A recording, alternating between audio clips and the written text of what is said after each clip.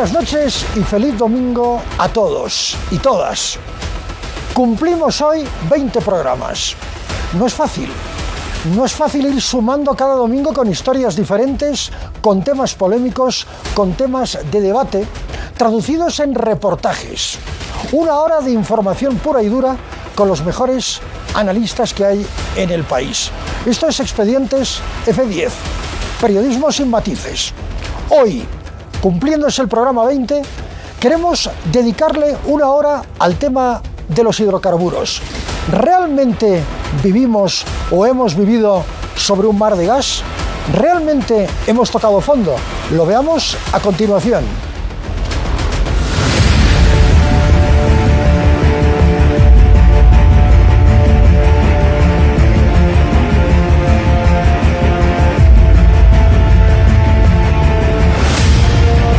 El 31 de agosto, durante una reunión con la prensa en la Casa Grande del Pueblo, el presidente Luis Arce Catacora reveló lo que de algún modo ya venían advirtiendo los analistas expertos en temas energéticos, en particular hidrocarburos.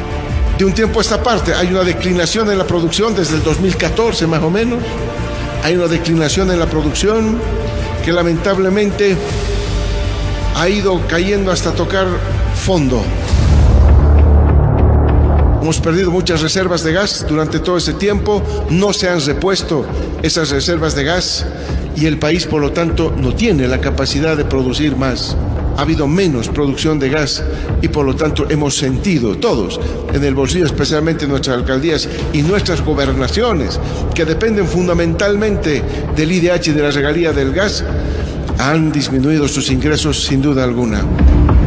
El jefe de Estado mostró cifras proporcionadas por yacimientos petrolíferos fiscales bolivianos que patentizan una reducción de un 37% en la producción de gas durante un periodo de 10 años, porque en ningún momento se repusieron las reservas de gas para cumplir los contratos de exportación con Brasil y Argentina. De hecho, Arce anunció una inversión de $669 millones, cuya mitad estará destinada a labores de exploración. El presidente Luis Arce no es que ha hecho una declaración y que a la declaración ahora tiene que existir una propuesta. La propuesta ya está desde el 2021 y la propuesta la venimos ejecutando. Si la declaración que efectúa nuestro presidente es un llamado de atención, una alerta a toda la población para que no se dejen sorprender justamente con personas que se oponen o con una línea que se opone a la ejecución de este plan que venimos desarrollando desde la gestión 2021. De esa manera es importante que todos tengamos conocimiento de cuál es nuestra situación y por qué el gobierno viene implementando las medidas que está implementando actualmente. ¿Por qué el gobierno ha venido desarrollando proyectos? ¿Por qué el gobierno le ha dado ese contexto operativo a YPFB? ¿Por qué el gobierno necesita mejorar ciertas condiciones en esta actividad, pero también necesita que se dé apoyo a los proyectos que ya se van a ejecutar? Una de las principales regiones que habla de la mejora de la atracción para las inversiones en el país, por ejemplo, es Tarija, ¿no? Hemos escuchado esas posiciones en la Asamblea, lo propio en Chuquisaca, hemos escuchado esas posiciones en la Gobernación, sin embargo, se oponen a la ejecución de proyectos. Esta situación, como es lógico, ha generado varias reacciones. Una de ellas es muy sensible porque tiene que ver con los recursos del impuesto directo a los hidrocarburos, el IDH, que perciben gobernaciones, municipios y universidades del sistema público. Porque esto es resultado de la falta de exploración. Y la falta de exploración es resultado de esta política hidrocarburífera orientada a la captura de renta. Lo que se requiere, lo que venimos proponiendo, insistiendo desde la Fundación Jubileo, es una nueva ley de hidrocarburos, una nueva política hidrocarburífera basada, además, desprendiéndose de una nueva política energética. ¿No es cierto? Hay que realizar varios ajustes sectoriales, tanto en hidrocarburos como en electricidad y en el modelo mismo energético a nivel nacional. O de alternativas como fondos de compensación para poder encarar el desafío de la inversión pública a partir de recursos que permitan equilibrar, compensar o reducir el impacto de la reducción de ingresos. Yo creo que todavía no ha llegado el peor momento. El peor momento está por venir. Creo que el presidente se adelantó a los acontecimientos, a lo que va a suceder. De momento todavía mantenemos una producción que nos permite exportar al menos a un mercado, cumplir con ciertos volúmenes de gas pactados, al menos con el mercado brasileño. A partir de este reconocimiento que hace ahora el presidente, pues llega el momento de tomar decisiones drásticas que beneficien al sector, obviamente, un sector que le ha dado muchísimos recursos económicos al país. Como es debido, hay que tomarlo con la seriedad del caso, la preocupación. Para nosotros no es de ahorita, ¿no?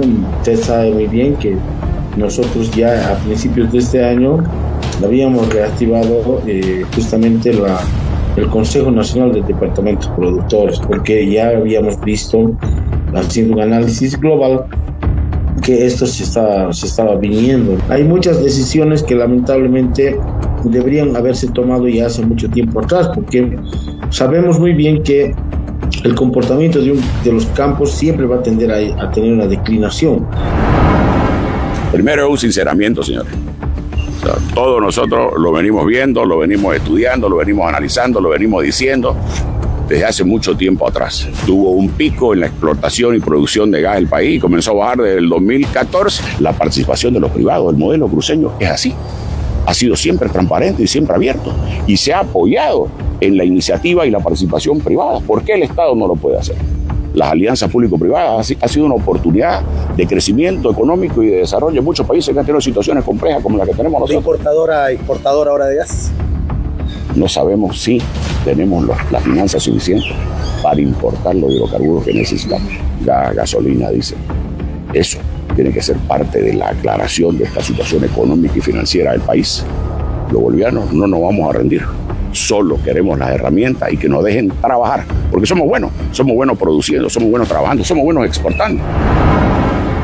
Ya el presidente lo anunció, bueno, el sector agroindustrial que se abastece de gas, vamos a ver cuáles van a ser los mecanismos futuros, habrá que sentarse con el Estado Nacional para ver cuáles vayan a ser las perspectivas. Ya nosotros lo manifestábamos que el sector hidrocarburo, que se exportó alrededor de 3.200 millones, el sector agropecuario el año 2022 llegó a igualar las exportaciones a 3.200 y pico también millones de dólares por todo el sector de exportación del sector agropecuario. Habrá que esperar y ver cuáles son las políticas que el Estado va a plantear hacia el sector productivo, al sector empresarial y al sector industrial respecto al gas. El presidente Luis Arce Catacora reveló que ya no hay gas, que la producción, que la explotación de gas ha declinado sensiblemente y que tendremos que pensar en otras alternativas energéticas de exportación. No hace falta ser demasiado inteligente para darse cuenta de que el presidente piensa en el litio. El litio va a ser la panacea de Luis Arce Catacora, el caballito de batalla de Luis Arce Catacora de cara a las próximas elecciones, como en su momento el gas fue la gran panacea, el gran caballo de batalla, el caballo de Troya con el que Evo Morales ingresó al poder. En el año 2019, 30 de junio del año 2019, el entonces ministro de Hidrocarburos, Luis Alberto Sánchez, decía lo siguiente: en 2025,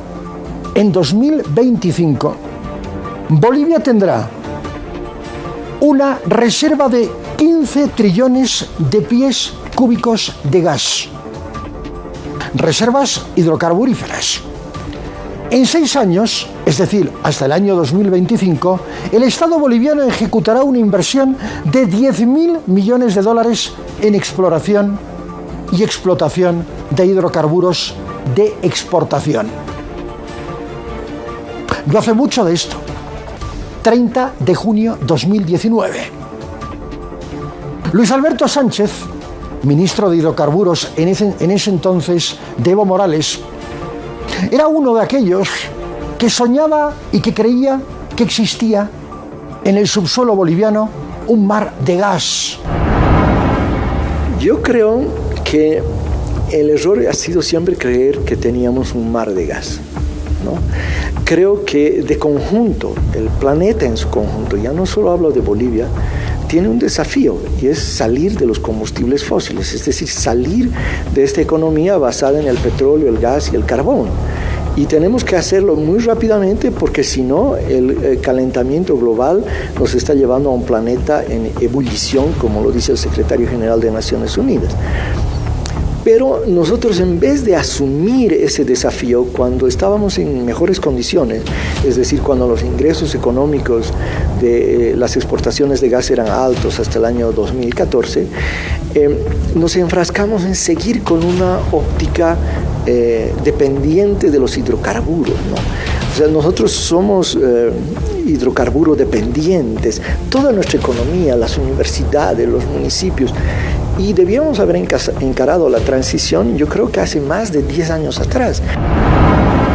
Es necesario que se conceptualice bien qué quiso decir el presidente con que tocamos fondo, porque el sentido literal de esa frase sería que ya no tenemos gas, tocamos fondo, pero no es esa la situación, lo que no implica que estemos en una buena condición, ¿no? Lo que ha sucedido en realidad es que la política hidrocarburífera del gobierno del ciclo masista fracasó. Esa política que comenzó el 1 de mayo de 2006 con el famoso llamado decreto de nacionalización, que no fue tal, no hubo ninguna nacionalización, lo único que sucedió fue la aplicación rígida de la ley de hidrocarburos aprobada 2 o 3 años antes de la llegada del MAS, la ley 3058, que subió la carga impositiva por encima del 50%. Si bien es un tanto exagerado señalar que se ha terminado el ciclo del gas en Bolivia, es importante tomar en cuenta un cambio en el contexto energético. El gas, igual que el petróleo, es un recurso no renovable. Entonces, a medida que se lo extrae, se va consumiendo. Y la única manera de seguir activando el sector petrolero es invirtiendo en exploración. Desde que el movimiento al socialismo, del cual el actual presidente Arce ha sido ministro de Economía durante casi todo el mandato, desde el 2006, no ha invertido absolutamente nada en exploración. Se ha dedicado a la monetización del recurso, es decir, a extraer el recurso ni directamente a través de las empresas petroleras y a venderlo, sobre todo a los mercados internacionales de Argentina y Brasil. Entonces, lo lógico que ha sucedido es que esas reservas han ido menguando, pero sobre todo la producción, porque las reservas no sabemos cuántas son. Cuando el presidente Arce dice que hemos tocado fondo, él debe tener una información que los bolivianos no tienen. ¿Cuántas son las reservas? ¿Cuál es el monto de las reservas que no son certificadas desde el año 2018? Es decir, vamos 5 años sin conocer cuántos tenemos. Lo que sí sabemos es que la producción, lo que se extrae, ha ido menguando a un ritmo de a una tasa de 4 millones de metros cúbicos por día. Esto ha hecho que hemos pasado de un tope, de un máximo de 60 millones de metros cúbicos día a escasos 35 millones que tenemos ahora.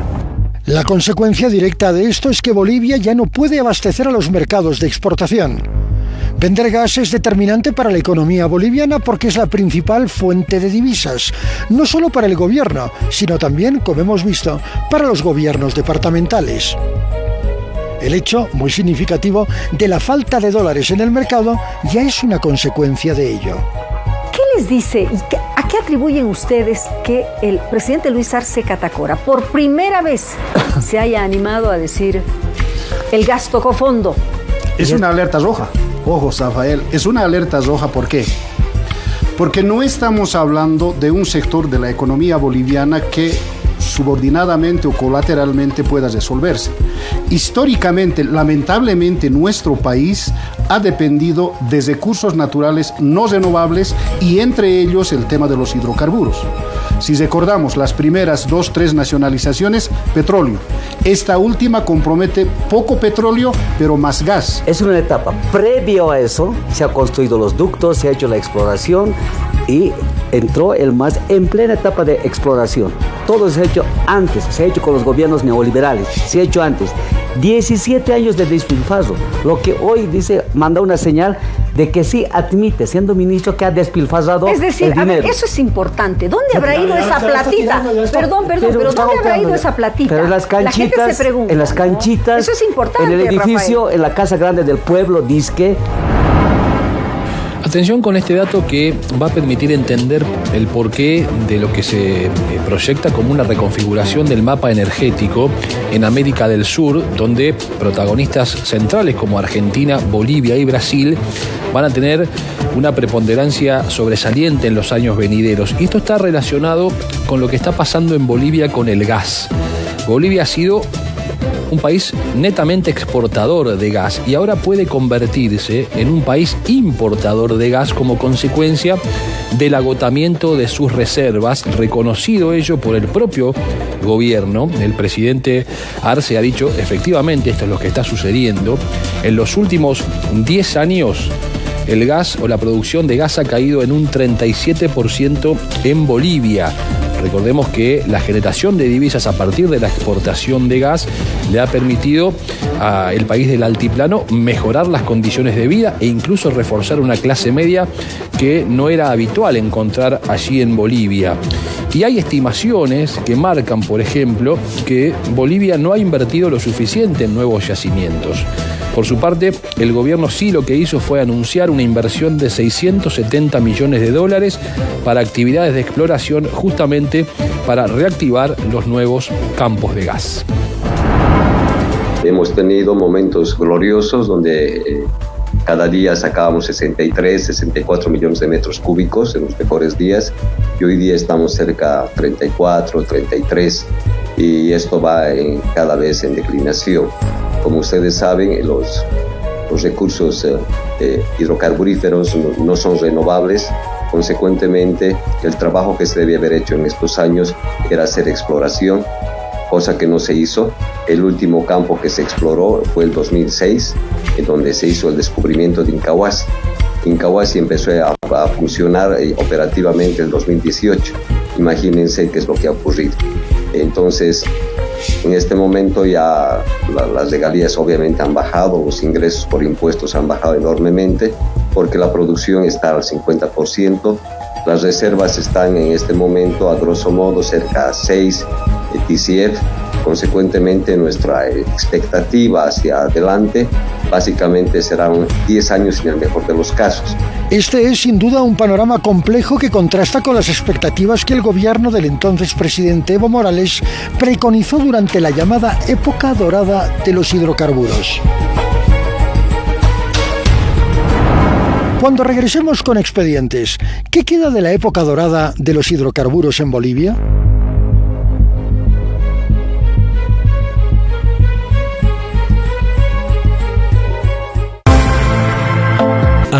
@F10HD_Boliviano. Visítanos en Instagram y sé parte de la nueva generación. F10 en Full HD.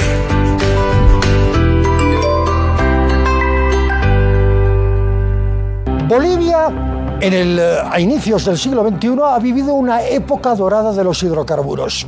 Había una bonanza económica, había muy buenos precios en el mercado internacional. Recordemos que el precio del gas está indexado al barril de petróleo y fue una época muy buena. Estamos hablando del año 2006 hasta el año más o menos 2012 y 2013.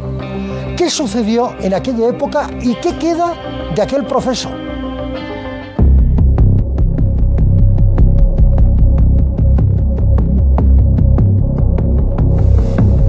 Es 1 de mayo de 2006. En el Pozo San Alberto, Caraparí, Chaco tarijeño, se marca un momento determinante para entender el inicio de la época dorada del gas en Bolivia. Nacionalizan los recursos naturales hidrocarburíferos del país. El Estado recupera la propiedad, la posesión y el control total y absoluto de estos recursos. Las empresas petroleras que actualmente realizan actividades de producción de gas y petróleo en el territorio nacional están obligadas a entregar la propiedad a yacimientos petrolíferos fiscales bolivianos, toda la producción de hidrocarburos. Yacimientos petrolíferos fiscales bolivianos, a nombre y en representación del Estado, en ejercicio pleno de la propiedad de todos los hidrocarburos producidos en el país, asume su comercialización, definiendo las condiciones, volúmenes y precios, tanto para el mercado interno como para la exportación y la industrialización. Primero que no hubo nacionalización, fue una mejora de los contratos. Y no es Evo Morales para nada, es un absoluto ignorante en temas petroleros, el señor. Tiene la suerte de contar con un periodista muy entrenado en temas de recursos naturales. ¿Quién era? Andrés Solís Rada. Y Andrés Solís le dice, es difícil luchar contra los grandes empresarios del mundo petrolero. No se va a poder. ¿Y qué es lo que plantean? Iremos a una renegociación de contratos, porque la última verdadera nacionalización, al margen de la que se hizo después de la Guerra del Chaco, la hace Marcelo Quiroga Santa Cruz, del 68. Esa fue nacionalización.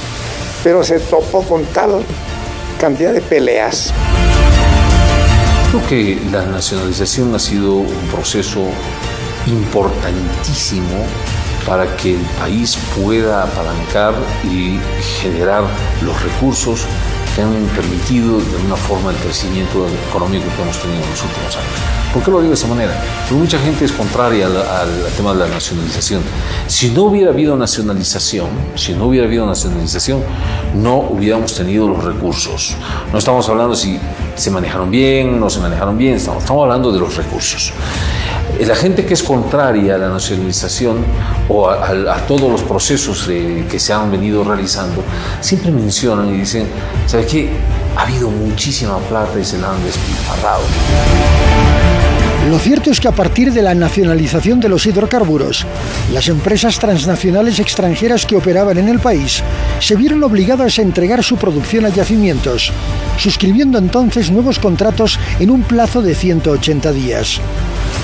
De ese modo, los contratos en vigor se consideraron nulos al no haber sido ratificados por el Congreso. Aquellos contratos de riesgo compartido suscritos entre el Estado y las multinacionales petroleras durante el primer gobierno de Gonzalo Sánchez de Lozada otorgaban la propiedad de los hidrocarburos en boca de pozo a estas empresas. Asimismo, la promulgación de la Ley de Capitalización de marzo de 1994, en otras palabras, la entrega de empresas públicas a capitales privados sin vender activos del Estado, supuso una estocada letal para yacimientos que tuvo que ser refundada el 1 de mayo de 2006. Entonces YPFB asumió la exploración, explotación, producción, exportación y comercialización de hidrocarburos. Vemos que ha sido un salto cualitativo, un cambio cualitativo en toda la historia de Bolivia, porque el gas no era nuestro. De los 100 bolivianos que era la utilidad del negocio del gas, 18 se quedaba el Estado Nacional, el 82 se la llevaban las empresas transnacionales. Teníamos problemas de abastecimiento de GLP, teníamos problemas de abastecimiento en otros combustibles. No teníamos el control de los hidrocarburos en realidad, y el único dato que te quiero dar es que desde el año 85 al 2005 la renta petrolera ha sido 4.500 millones de dólares.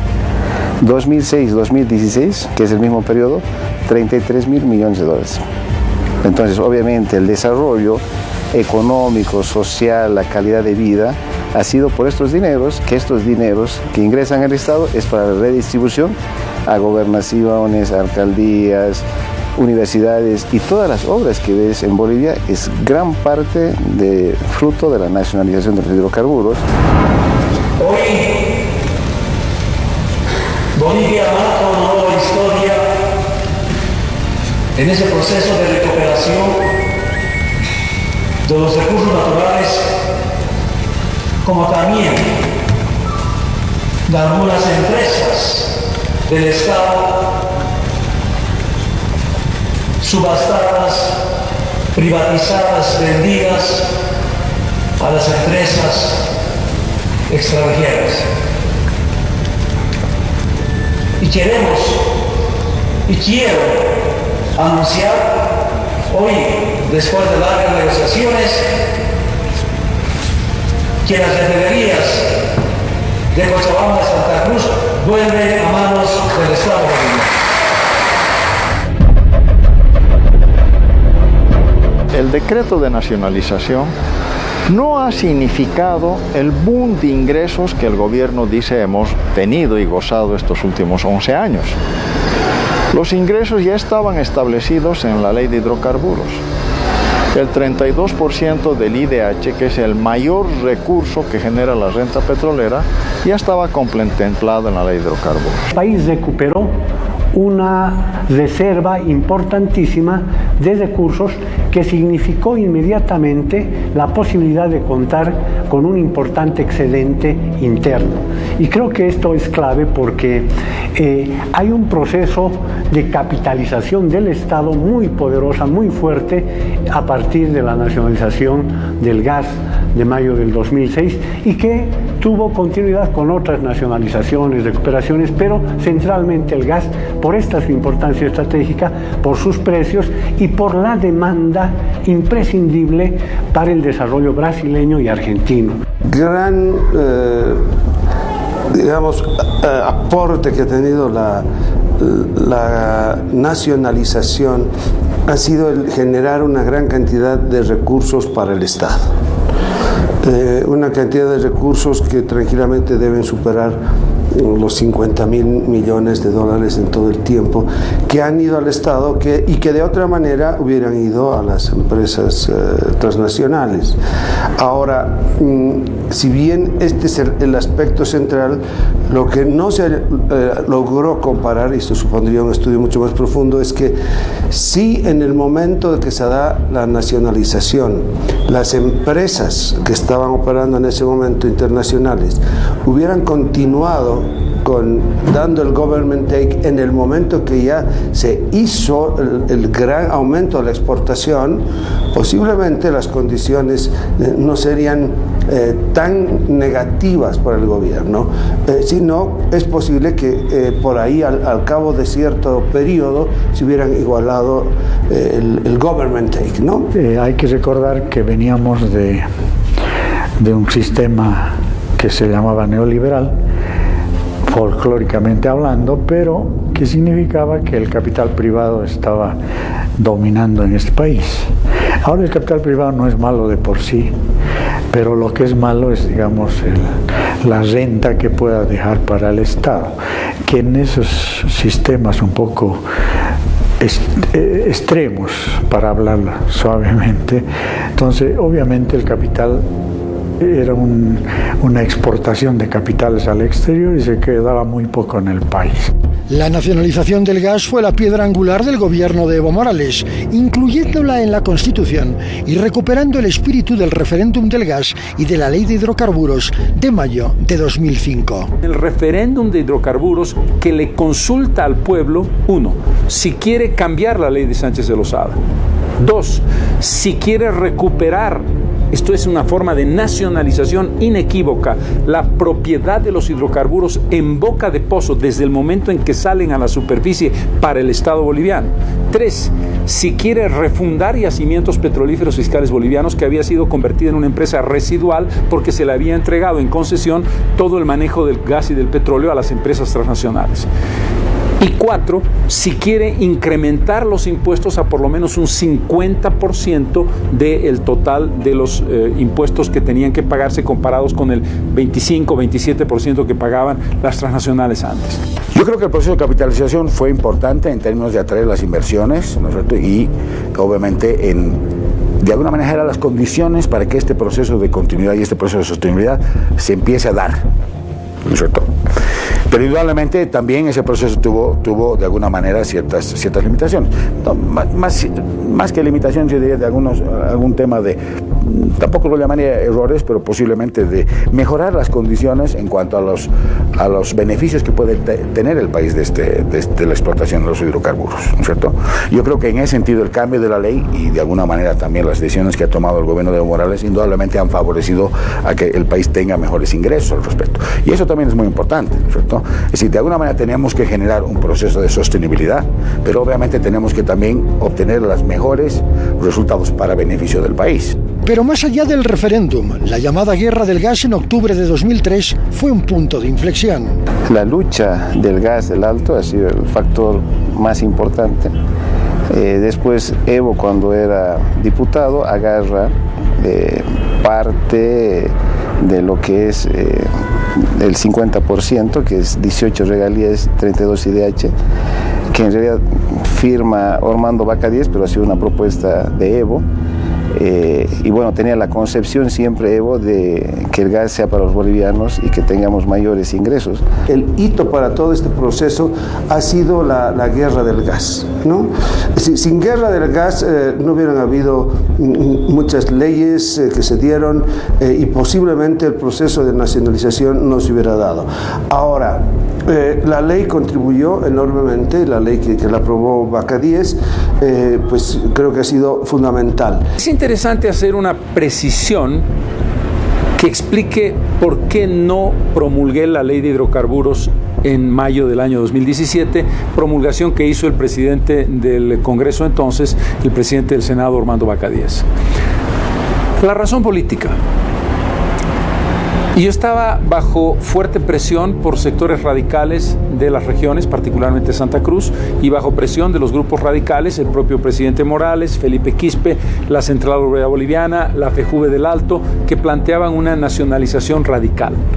Y la nacionalización radical no era un elemento que les hubiera satisfecho en el caso de haber yo promulgado esa ley. Los unos porque en su criterio la ley perjudicaba a las petroleras y ellos estaban defendiendo a las petroleras. Los otros porque querían una nacionalización pura y dura, que no la hizo el presidente Morales. Por razones políticas, cualquier cosa que yo hiciera, si vetaba la ley, me caía un sector, si promulgaba la ley me caía otro sector, en un momento de extrema debilidad política y de falta de fuerza política para resistir el embate. La razón técnica, habían criterios fundamentales que creo que son y parte del problema. No comparto la forma de distribución del IDH. Yo creo que el IDH es un concepto que debió ser complementario a las regalías y por lo tanto beneficiar proporcionalmente más a los departamentos no productores que a los departamentos productores. Pero como había una presión de intereses, esto no ocurrió. Antes Bolivia, no estaba en el mapa hidrocarburífero del mundo. Antes de la nacionalización, Bolivia no existía. Hoy he sido testigo de que me inviten a los foros más importantes del mundo y a exponer la política hidrocarburífera boliviana.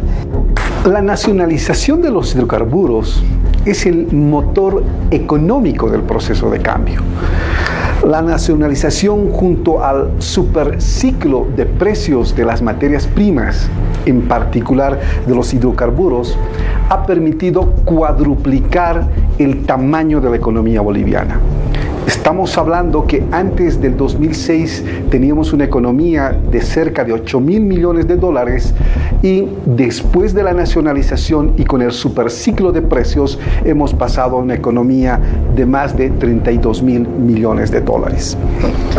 La economía boliviana, como se advierte en el cuadro, recibió 10 veces más recursos por exportación de hidrocarburos en los últimos 10 años, respecto de los 10 años anteriores. Entre 2006 y 2015, la economía boliviana por exportación de hidrocarburos ha recibido 40.000 millones de dólares.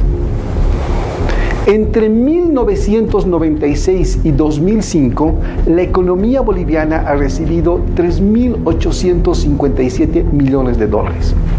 Esto significa que la economía boliviana recibió 10 veces más recursos por exportación de hidrocarburos en los 10 últimos años respecto de los 10 años anteriores. Aquellos fueron buenos tiempos. Hoy el panorama es bien distinto.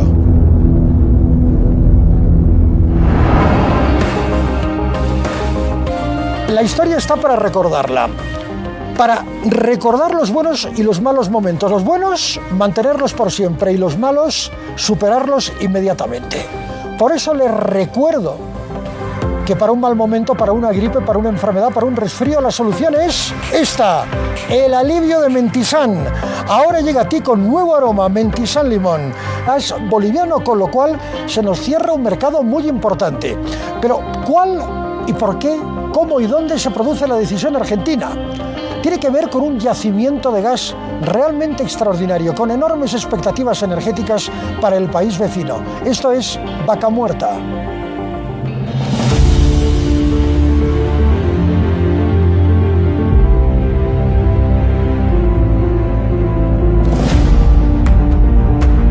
Hace 6 años, el entonces ministro de Hidrocarburos sostenía lo siguiente.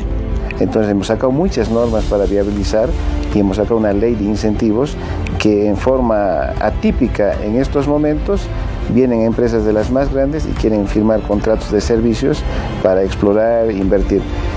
Y eso es por la seguridad jurídica, la prospectividad, pero fundamentalmente por los precios que tenemos en los mercados vecinos. El tema de los incentivos que va fundamentalmente por el tema tributario sí puede ser una condición, pero yo creo que la base fundamental es la seguridad jurídica, ¿no? Yo creo que ese es un elemento fundamental, ¿sí? O sea, si yo tengo segura la inversión que voy a realizar en el país, en el cumplimiento de la ley, nuevamente, ¿no es cierto? Yo creo que ese es un elemento fundamental, ¿no es cierto? Porque eso ayuda a reducir los riesgos. Si yo reduzco los riesgos, la rentabilidad que debiera obtener por un riesgo menor, también debería ser menor, a diferencia de si estuviera asumiendo un riesgo más alto, ¿no es cierto? Obviamente, en ciertos momentos, posiblemente el tema tributario pueda ayudar para dar un incentivo, pero el tema tributario no puede ser indudablemente algo permanente, entonces tendría que ser algo temporal. El 31 de agosto, el presidente Luis Arce señaló que las empresas petroleras no cumplen labores de exploración en busca de nuevos yacimientos y al mismo tiempo conminó a yacimientos a hacerlo.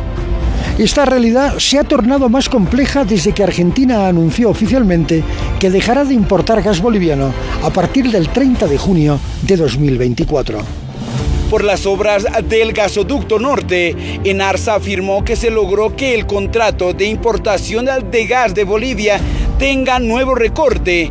El 30 de junio del 2024 sería el último día en el que el gas de Bolivia cruce fronteras para alimentar el sistema argentino, luego de un contrato de importación que se puso en marcha el 2006 y gracias a las obras de reversión del gasoducto norte.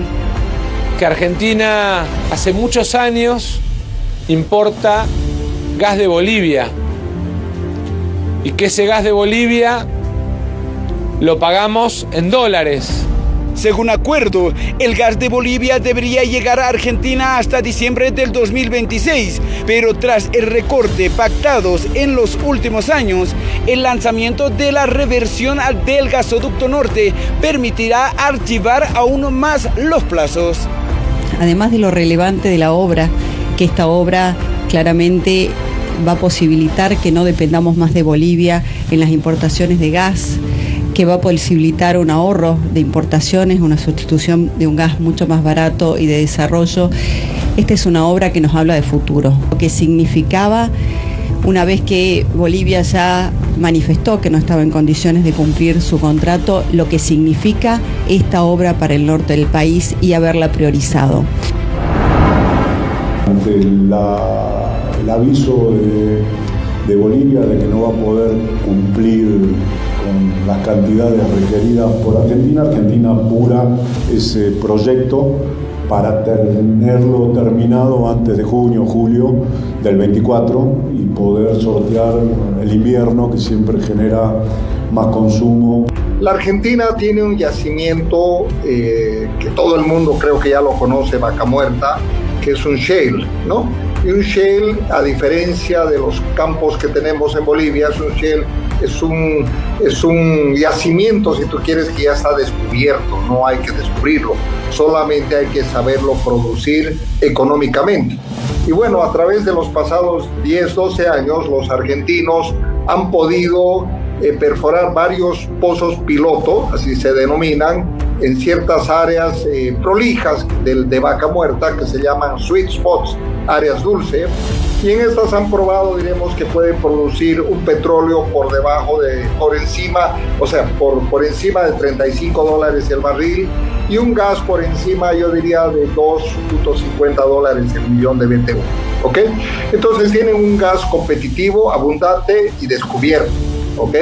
Entonces, la razón que no han llegado al mercado, a su mercado interno, y a reemplazar importantes importaciones de GNL que hacen, y también el gas de Bolivia, es porque el Estado o nadie invierte en infraestructura. Este gas está ubicado en una nueva cuenca y por lo tanto se debe desarrollar infraestructura de transporte de gas para llegar al mercado.